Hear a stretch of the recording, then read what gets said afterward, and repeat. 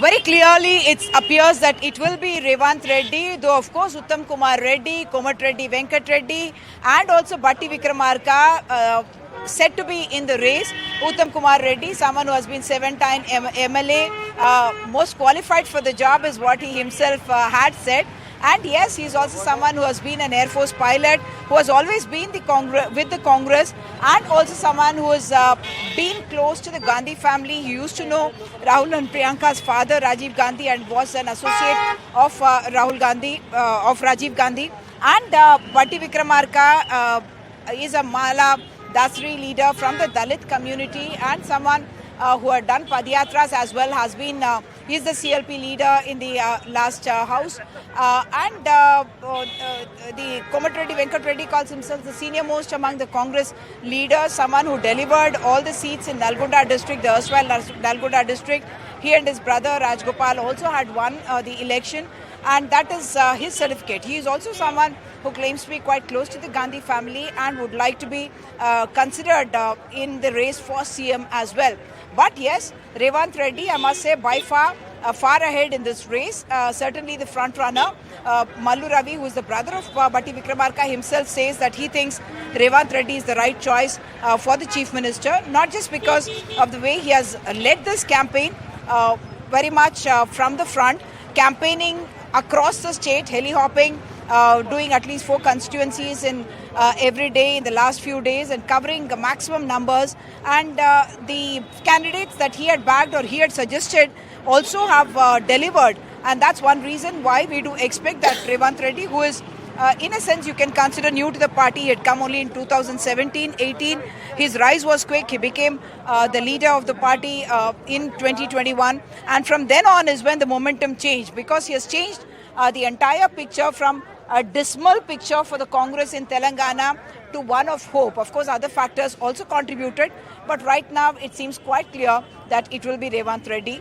We do understand that DK Shivkumar in the morning, in fact, had a meeting with these contenders, and certain negotiations were done in order to keep everyone happy. This election, Congress has managed a very united face. Otherwise, you do see a lot of divisions and multiple leaders speaking in multiple voices. But this time round, they did avoid a lot of that, and that culture that they have now imbibed with the winning streak as well, seeming to continue now as well. Okay. Back to you. So has the Congress party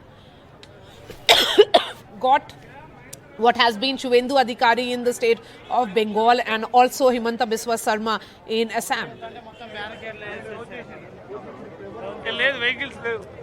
Could you repeat that question, Myra? I'm saying, has the Congress party got a Shuvendu Adhikari kind of a figure or a political leader like what happened for the BJP in the state of in the state of Bengal, and also the Congress, the former Congress leader who went on to join the BJP and then become Chief Minister in Himanta Biswa Sarma in Assam? So no, the Congress as of now will keep a united face. It does not even look like, the earlier fear was that if they were less than 65, the MLAs may have to be shipped, or rather there was instruction from the party high command. We were told to ship them to Bengaluru, and if they are between 65 and 70, they thought it was safe to keep them here.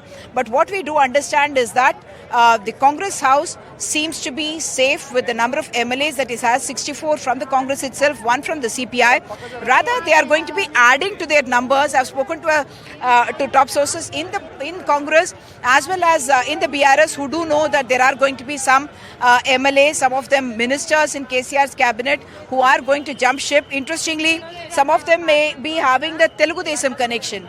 What I'm trying to tell you is that when Revanth Reddy was in the Telugu Desam, he did have close relations with many of these leaders who subsequently may have gone to the BRS and now were in also ministerial positions. Those are people with who we understand that Congress is in touch with. They have made the phone calls. We already saw Bhadrachalam MLA who has just been elected from the BRS. He came and met Mr. Revanth Reddy. So officially, though I have not said anything, the Congress certainly preparing to strengthen the numbers that it has.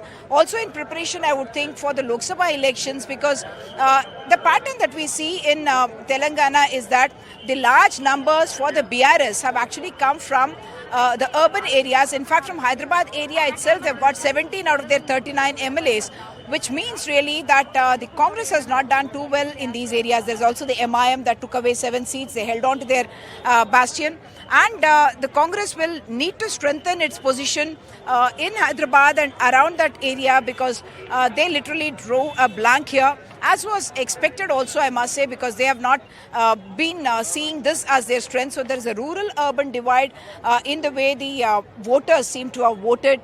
And if you were to see from the BRS prism, I would think that the BRS actually made a mistake in going with the same number of the same MLAs. 90% of the MLA candidates they repeated, and that seems to have played out in the form of a big anti-incumbency, because only the 10 seats that they had changed, in fact, 9 of them emerged victorious. And you would also note that the vote difference between the Congress party and the BRS party is only about 2%, which means the Congress actually came up by 10%. The BRS went down by 10% from the 2018 election. So the vote percentage difference is only 2%. And the thinking is that, as was being reported, KTR had suggested that in about 40 seats they should change the candidates. KCR had not agreed at that time. If he had agreed, perhaps the picture today would have been different. Yes.